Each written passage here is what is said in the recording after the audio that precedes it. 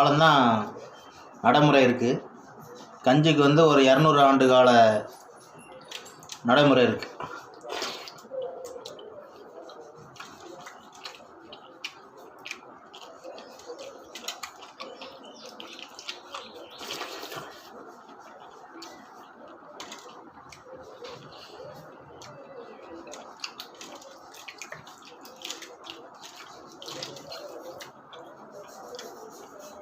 இது தயாரிக்க ஈஸி கிடையாது. இது ரொம்ப கஷ்டம்.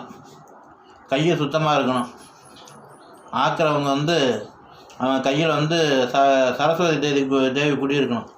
அப்போ தான் கஞ்சி நல்லா மணமாக இருக்கும், சாப்பிட்றதுக்கு நல்லாயிருக்கும். இந்த புண்ணு வந்த கையை புழு வந்த கையெல்லாம் ஆக்கினா கஞ்சி நல்லா இருக்காது.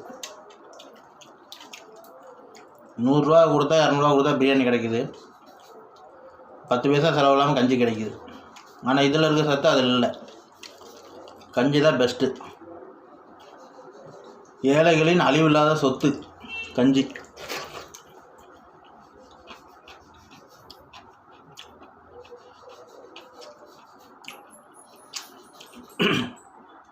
கடினமாக உழைக்கும் கரங்களுக்கு இந்த கஞ்சி சொந்தம்.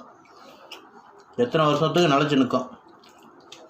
காசு இருந்தால் பிரியாணி சாப்பிட்லாம், எதுவுமே இல்லாட்டா கஞ்சி சாப்பிட்லாம்.